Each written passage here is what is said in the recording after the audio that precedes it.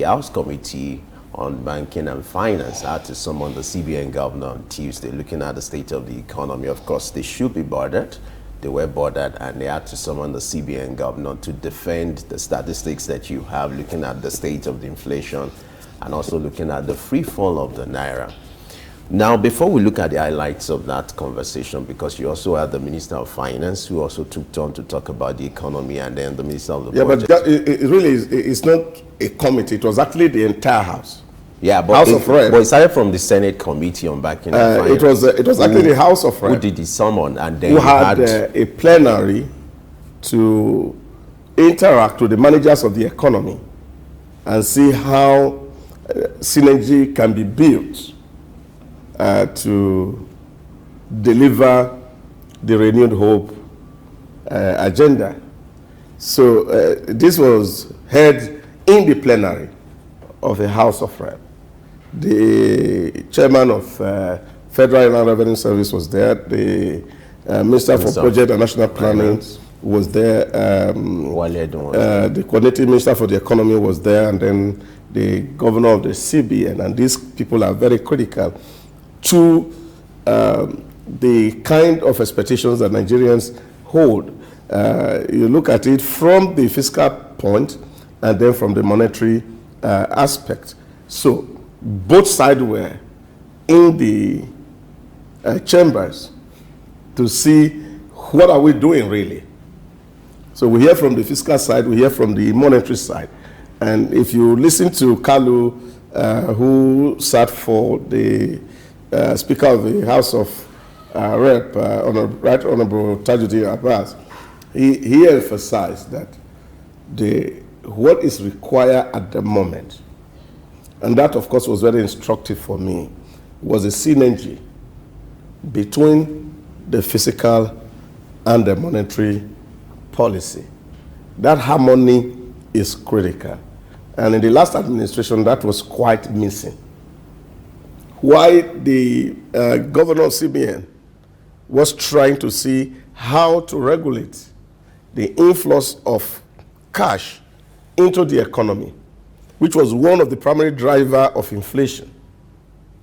The guys, on the other hand, were doing plenty of programs that were introducing finances. So you're trying to solve a problem here, then this person is creating problem. So that lack of coordination really was a big burden.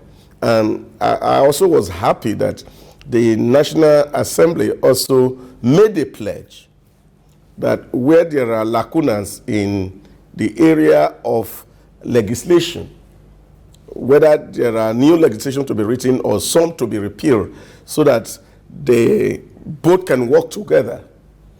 He also made that promise, and I'm hopeful, like Wale Edun said, the chairman of FRS said that bill is already on ground to that effect.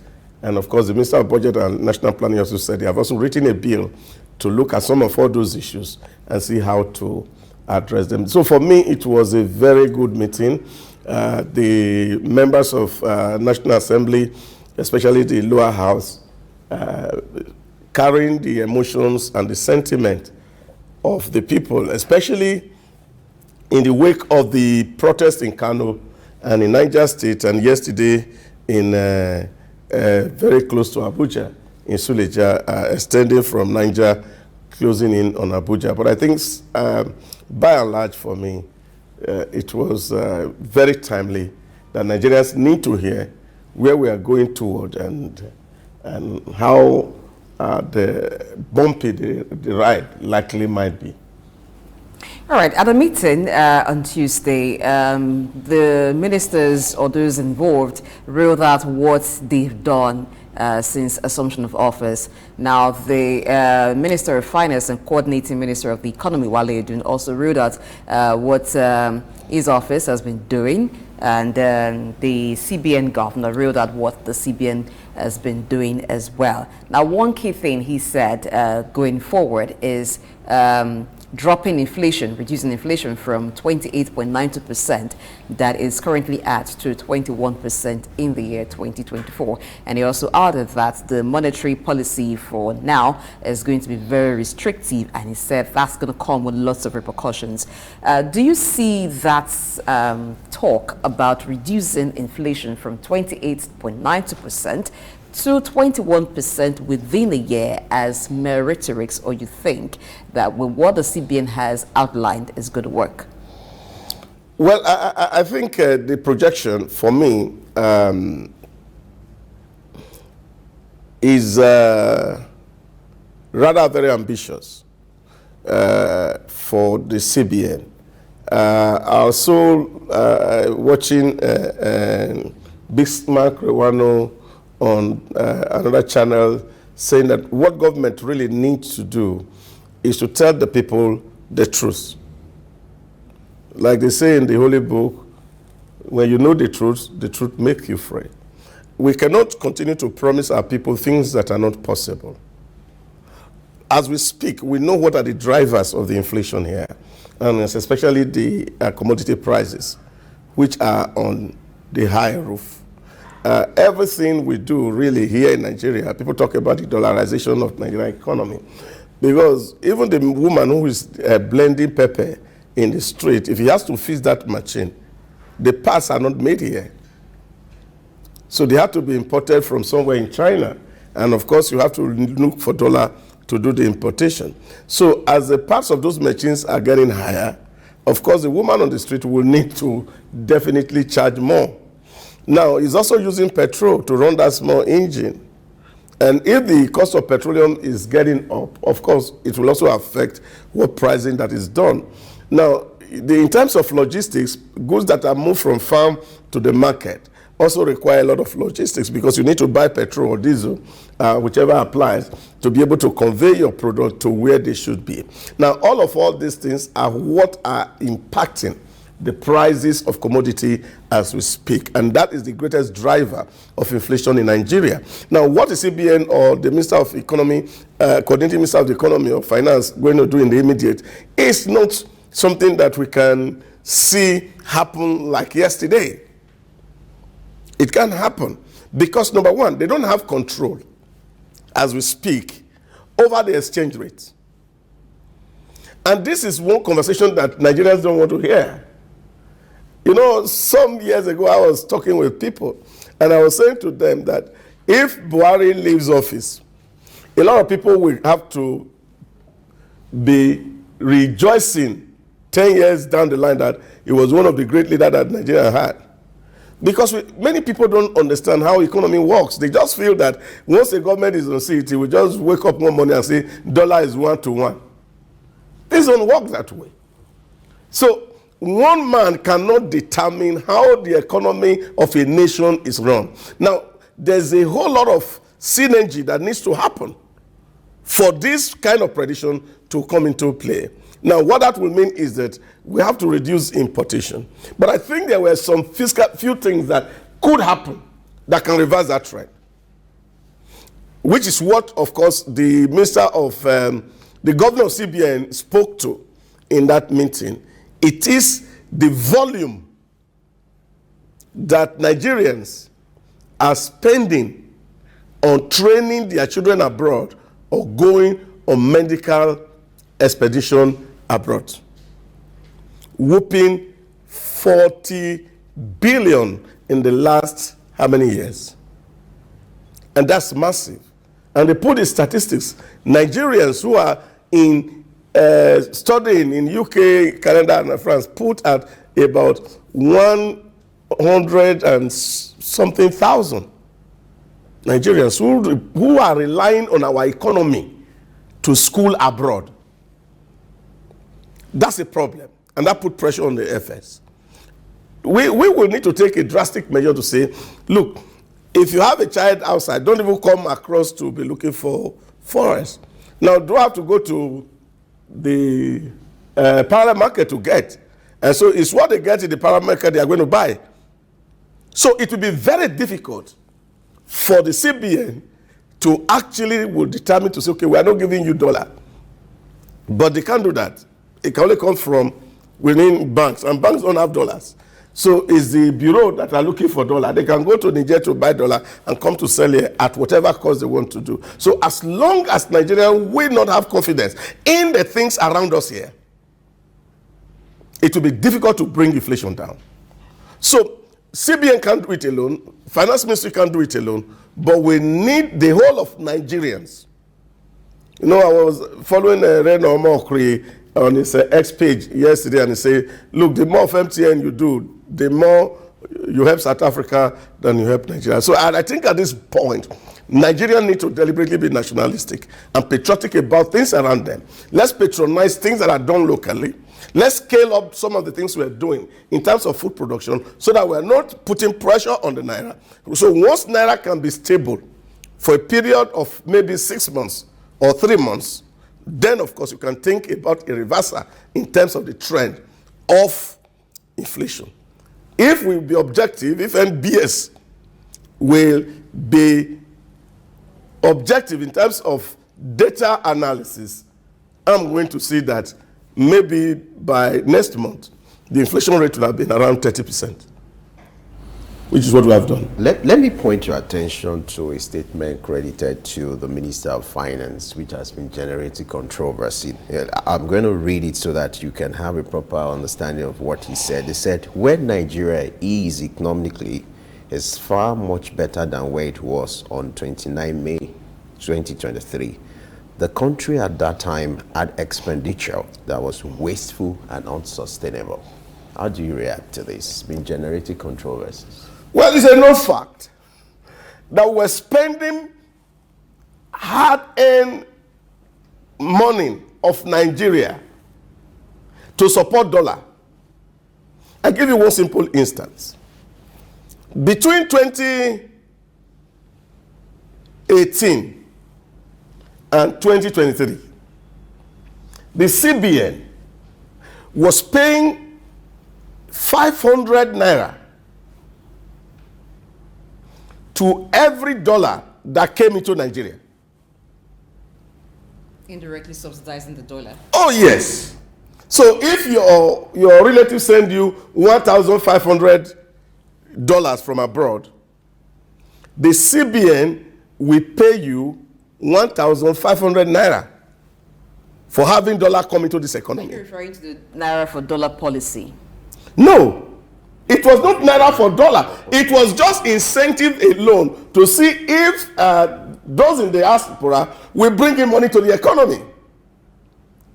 And this was different from the fact that CBN were mopping up and even mortgaging the future of the country to ensure that dollar was selling at that rate, which was not the actual market rate. Nigerians must come to terms with all this reality, because you have a government at that time who was pro-people, and in their thinking, if you allow dollar to sell at its actual price, Nigeria will not be able to stand it. So we were deceiving ourselves, and we were taking money, we were printing money to ensure that we ameliorate the situation that we're on ground, which was what that government was trying to do. And then, of course, we were afraid to increase the price of petrol,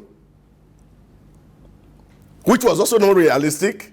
And government was spending trillions and trillions of naira to ensure that Nigerians get petrol. And all these things were what we were carrying. And I can tell you, if this government has moved on that trajectory for just 1 month, Nigeria would have collapsed. Are you sure of that? Because it's also a known fact that before May 29, 2023, the dollar was exchanging at around 400 naira. Yes. And then with the floating of the naira at the parallel market, it's about 1,500 naira. Which do you think would have been a collapsing situation? That is what I'm saying. What you see, what you should... With what was happening then and what is happening now. No, this is what you need to understand in economic terms. Naira was selling at 430 at the official window, Abi. The government was selling naira to people at 430.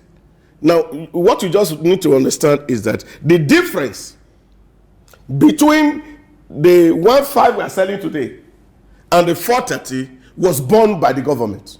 I understand that. Now, where would that money come from? That money was not coming from anywhere because Nigeria don't have revenue. The only source of revenue you had was from oil. So what the government had to do was that, number one, they have to sell the oil, the crude, upfront. They sell the crude upfront to receive money. Now, you imagine that if government has sustained this one, number one, they don't have crude to sell. What would they have given to the petroleum company to be able to give you petrol? The government would have crumbled. This is the reality. Nigeria must come to terms with this. That when you see issues and you are not facing reality and you are trying to look good in the face of citizens, you get yourself into trouble. That is why we are where we are today. So what the current regime is trying to do is to see, let's put the cards on the table so that even if government is going to intervene, we are going to have issues. The other time we were talking about crude. Why would Dangote go and bring crude from America? Because the crude that is produced today has already been sold by the past regime. All right, talking about intervening, because the minister, the finance minister, Wale, also talked about the government's palliative plans and the effort of the government to cushion the effect of the removal of subsidy. Now, I agree that the government is making more money now than it used to make before the removal of subsidy. But let's look at the palliative measures, the businesses that are to receive all of that cushion months down the line, from what we see and the groanings of businesses. In your assessment, do you think that cushion is enough for the economy? Well, I am not a fan of palliative, so to speak, and I've never seen anywhere in the world, globally, speaking in economic terms, where palliative has helped anybody, even by law of nature. My father didn't go to school, so he didn't know economics. But he understands that if a man is not hardworking, that man cannot survive. If he has to depend on handouts from other people. So the prospect of survival is small. So that's a point. So when you keep talking about palliative, I also heard in the National Assembly and one of the honorable standing up to say, oh, our people are expecting 25,000 and they have not received it. Now, let's even assume they are going to pay them the 25,000 for how long? Is it for 1 month? For 2 months? How would that solve the problem of the people? And I think this is where we need to have the real serious conversation. I was saying to somebody yesterday, what government could be thinking in terms of palliative or social intervention is to see how government can critically intervene in the manufacturing sector, for example, how government can critically intervene in the agri-value chain, for example. Take, for example, government can look at the whole of South and see what the dominant farm produce that is coming in from there and try to set up a factory run by government, but the people who want to produce just simply go into the factory, pay a token to the government, produce there, and then they go to sell. So Femi don't need to own a tissue factory, for example. All he just needs is a brand. He takes that brand to the factory. The factory produces for him. He goes out to go and sell and make money. You don't need to own a tomato processing factory. All government needs to do is build a factory that can produce tomato. And, for example, it's also flexible enough to produce other products in the agri-value chain. So all that you need to do is that you want to sell a brand of tomato paste. You don't need to own a factory. All you need is a brand name. You get to the factory, tell them this is what you want to produce. They roll it out for you. You pay them a token and they come. Now, once government is able to invest in those productive sector of the economy, people will have something to be doing. And this is what China has done successfully. So they've created factories everywhere that Nigerians don't need to own factory. If they want to make shoe, They just do the design of the shoe, send it to China, they produce it in China, and they ship it down here. America want to produce electric bulb. They don't need to own the factory. The factory is already in China. They send the design to China. The factory is there, produce it, return it here. So the factories are so flexible that when, of course, COVID happened, they didn't need to build new factories. They just have to switch the production process to produce this PPP that was used during the COVID. So this is what government can do for its people. Now, all those 2 billion that was sent to states that are wasted in palliative, you would have used it and converted it into productive venture. And by now, we'll not be talking about hunger. So government need to think right. So we have to agree of what do we want to do? Is it to give food to the people, or do we want just to make people feel good for a moment and then go a hunger? Let's make reference to some of the highlights raised by the Minister of Finance, Wale Edun. He also talked about the fact that they've been able to reduce the consumption of petrol to about 20 million liters. And I'm wondering, is it something to celebrate? Is it about the fact that transparency has been brought to the system due to the removal of fuel subsidy, or the fact that Nigerians realized that there is a hike in the price of petrol and decided to cut their expenses? Well, I think it's neither here nor there. For me, really, I don't think people should be celebrating efforts. We should look at the global outcome of whatever efforts that we put in. The result itself should be what we should celebrate and see how has this translated into good life for the people who are living here. But you see, what really has happened is the fact that with the removal of petrol subsidy, the price of petrol was almost becoming at par with neighboring countries. And so the incentive to come here to take petrol was reduced. Because most of those petrols that we say we're consuming were really not being consumed by Nigerians. Because you have a very cheap market that your government was subsidizing. So foreigners were coming in here and to make a big kill of your generosity, so to speak. So this is what actually has happened. Just like you're seeing that there's a trigger in the north about high cost of living. Now, what's responsible? People from Mali, people from Chad, people from Niger Republic, they have swamped into the whole of the north to buy off the grain because it's cheap. And now the people who live in these areas can't afford what is there because it's competitive. You're having people who are your neighbor who are suffering higher hunger than you, and what you think was expensive for them was an opportunity. So they took advantage of it and buy it off. Now you don't have food, so you have a problem. So this is what we as Nigerians must realize, that as much as we feel government should be there for us as a people, there's a limit to the burden that government can carry. And this is what it is. So people can have options.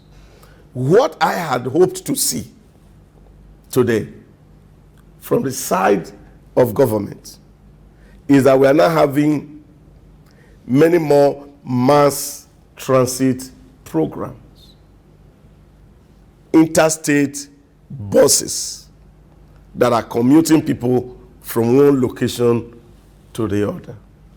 Now, if you come to Lagos, for example, BRT is not competitive anymore, because what the commercial buses are taking is what BRT is taking, so same price. It's not competitive. Now, for the economy of scale, we expect that they should charge less, and that will take a whole lot of burden from the people. Before now, BRT used to have air-conditioned buses. That somebody like Femi, who is on tie and coming to work in the morning like this, should sit down comfortably in an air-conditioned vehicle that's commuting him from where he's coming from to the place of work. He can feel comfortable sitting down in there. Today, BRT has not it. He has turned into Molue. 39 sitting, 99 standing. So this is the situation. And this is the reality. So what government should have been celebrating at this point is actually looking at a situation where you have made provision for alternative. Mass buses, 100 flying Lagos to Kano, Lagos to Bauchi, Lagos to Akwa Ibom, Lagos to Port Harcourt. All these things will help reduce even the more consumption of petrol. We have heard all about the CNG buses. Haven't seen much of them around, especially interstate commuting. So this is where we should have been celebrating some win. But however, it's not that government hasn't made some marks. So some of all those savings that we're talking about, people must understand that these are virtual money. They are not hard cash that is within CBN, which is the money that the government said they have saved. So the concept of saving here is not that you have not spent what you have. The concept of saving here is that what you would have spent, you did not spend. So Nigeria must be able to differentiate these two kinds of savings. That when government says we have saved money, it's not meaning that government has used some of money kept somewhere that has not been used, and they are saving it for a purpose. But what government is simply saying is that what we used to spend to buy petrol, to subsidize electricity, to do forest, we are no longer spending it. In which case, we are not printing money and we are not taking too much of debt or borrowings to run our projects. Okay, the CBN governor was making reference to reports from international rating agencies. Now, is it healthy to look at or to depend on international rating agencies like Moody's and the others to determine the health of the economy? Now, he says that reports from international rating agencies like Moody rates the Nigerian economy from stable to positive. Positive, yeah. Yeah. Oh, yes. You see, this is what you're looking at. You are looking to China, looking to India, looking to America for foreign direct investment or portfolio investment, whichever one. Now, for somebody to bring money to put in your economy, he must be sure that you are doing the right things. That is the first motivation for a foreigner to bring in investment into your economy. So what this rating does is that it's global rating.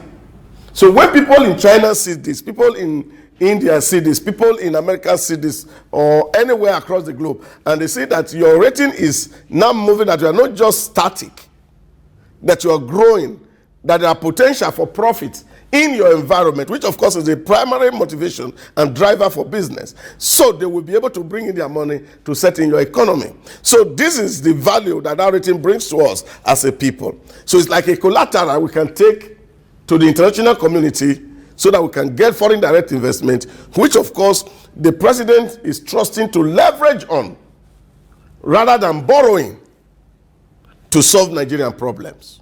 So once the World Bank or the International Monetary Fund and other agencies are saying that you are taking the right steps in terms of driving economy to making your economy competitive, that you are not protectionist, you are not trying to gag profit making.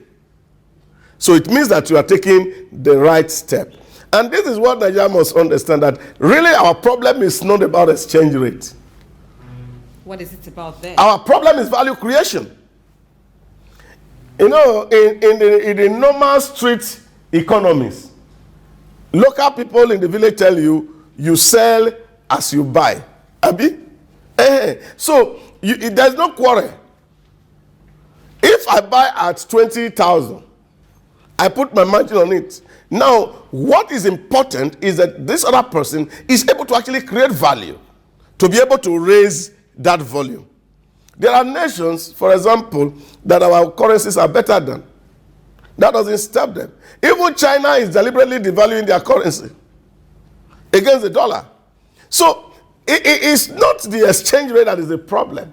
What is the problem is the earning power of the people, which is the PPP, the purchasing power parity, that the average Nigerian is not earning so well.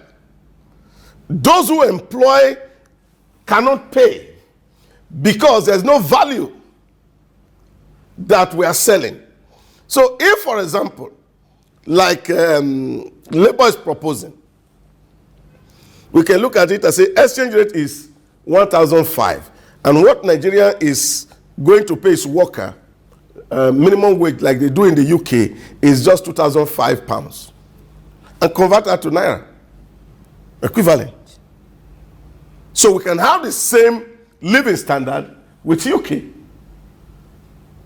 That's what people are talking about. So, but if you convert £2,005 at 1,800 or 1,900, you know what that is in naira term. So you are having volume of naira. I remember when I traveled to Ghana in 2006, I wanted to buy a SIM card. I bought it at 5 million cedis. 5 million cedis. And I said, oh wow, I didn't know I was a millionaire. So, but you see, this is what it is. But the cities are all there in the market. People have it. So this is really the issue. It's not about what we are changing with naira, because we're actually not spending naira here. It's the fact that people are empowered enough with disposable income to be able to purchase. So as they are selling, then they are doing, the business is happening, they are earning, and then they can buy. This is what the focus should really be. How do we drive value within the system? And that's what we solve our problem, not what exchange rate is talking about. Are they not connected? Well, yeah, the level of connection is minimal, because those who will be looking for dollar will be those who want to live luxury, as we say. So if you say the universities in Nigeria are not good for your children, you want to send them abroad, then of course you go and look for your dollar. If you say you cannot use St. Nicholas or other hospitals that are here, then you want to go to India, then you go and look for dollar. But looking at the health sector, for those who go for medical tourism, if you want to have access to a doctor, maybe as often as you would need using the private hospitals, they're also very expensive. You see, Nigerians must tell themselves simple truths. I was in Paris the other day, and one of our colleagues, we went together, wanted to assess medication. They gave him appointment for 2 months. I hope every Nigerian understands. The reason why we don't patronize our general hospital is say that the queue is too much. We can't wait. But we can wait for appointment of 2 years in London. They don't tell you to come today. So you start to process today. They give you appointment long way enough. What about the issue of facilities and the equipment at the disposal of the doctors? It's also a factor. Yeah, but this is the point I'm making. And I will keep making this very important point.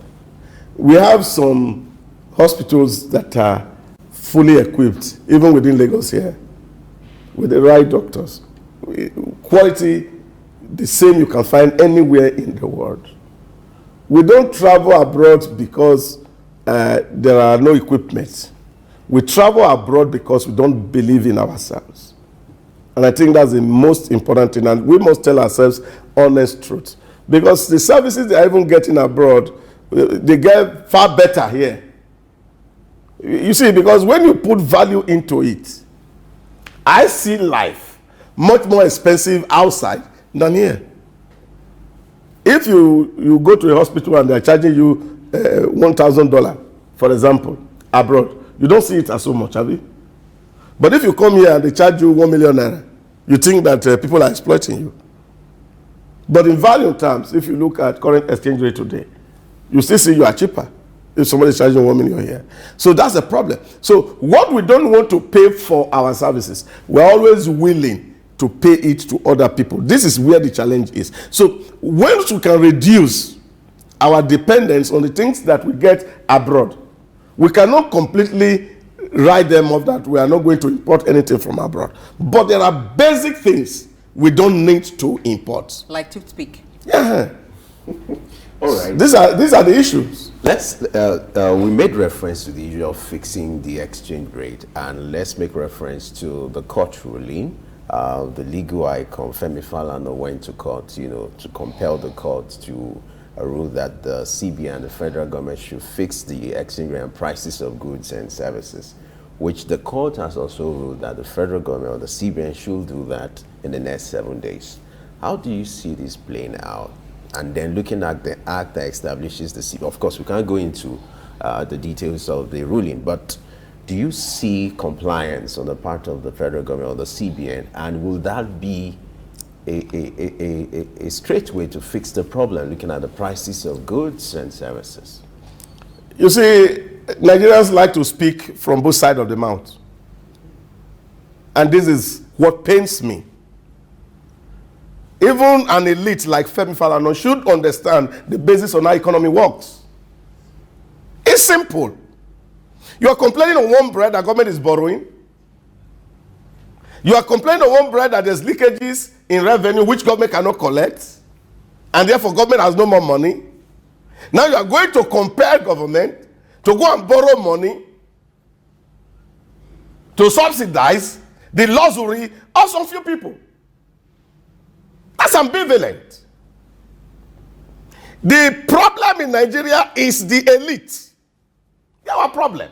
Once they have interest and they are pushing their interests and they are driving government, pushing here and there, we cannot really sit down to articulate and think about our problem. That's for me. It's an abuse. With very sense of respect to Femi Falana, it's an abuse of court process.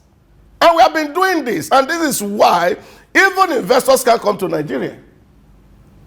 Because we abuse, we shop for injunctions and all manners of whatnot in the night, in the dead of the night, from court system that is so corrupt. This is a problem. So when you are saying government should peg at what? Do Nigerian government print dollars? Perhaps. Do I go to determine what cost input goes into production of anything? Somebody said yesterday that to cultivate 1 hectare of land to produce rice in Nigeria is about 950,000 naira. Who is going to pay the difference? Is it Falana? These are the issues that we have to engage ourselves. So we don't just go and make ourselves popular unnecessarily to say, oh, you're advocate of the masses. But you have to be also realistic and tell government, how does this money come so that we can solve this problem? And not just go to pontificate. Government can do anything. I was listening to a team of professors making some conversation the other day, and I asked myself, everybody knows the problem. Everybody in Nigeria knows the problem. What we don't have is a solution. Just tell us a clue what you are going to do differently if you were the president of Nigeria. All right. I could understand why you reacted that way. But let's wrap up this conversation looking at what should be the call or the wake-up call for the CBN governor. Talk about what the CBN should do in short term and in long term, addressing some of those critical issues related to hiking prices of foods and commodities and products, because the truth is Nigerians are hungry, and you saw the protest that was springing up almost yesterday and was being curtailed. For that not to happen or snowball into something that couldn't be of crisis, what should the CBN do in collaboration with the federal government on short-term basis? I don't think it's what should CBN do. It's what should Nigerians do. I grew up in this country. I was raised in the village. All the food we ate, our chicken, the goat we kill, they were all reared in our backyard. This is what we're talking about. When you have a nation that is not productive, and everybody is waiting for another person to come and give him food, what will CBN do? To go and buy food and be sharing in Nigeria? That can't work. Is it purely an issue of Nigerians not being productive or not being productive enough? Or there are factors that makes it difficult for businesses and production to thrive? Sister Blessing, there is just a simple law of demand and supply in determination of the price of goods. That's why you see tomatoes today, if you go to the market, the basket is cheap.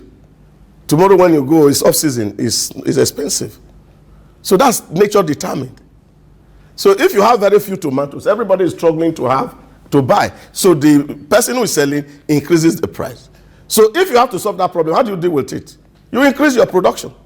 But you understand that farmers at this in this country, a lot of them get the funding, everything by themselves, and it's still at subsistence level compared to countries where there's a food security and government has done some intervention to make sure that there is food even off season. If they do a thorough audit of the Anchor Borrowers Program from 2015 to 2023, so many Nigerians will be in prison. Now, this is a point I'm making. People took this money from CBN. They took this money from NISA to go and do farm.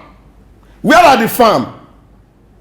I know certain people who went to Benin to go and do farm. We can't see the farm. So who's to be held responsible? This is the issue. Money to people, are you not supposed to now this is the problem. This is the collusion and the collaboration of the elite to degrade the Nigerian people. You, as you are sitting down here, you can't get Anchor Borrower Fund from NISA, except you are among the ruling class. Whether in the politics or in the business, all the business people took the money and diverted it to something else, all in the name that they were going to the farm. They are the one who has control over the court processes. They are the one who can purchase sand, who can purchase judges.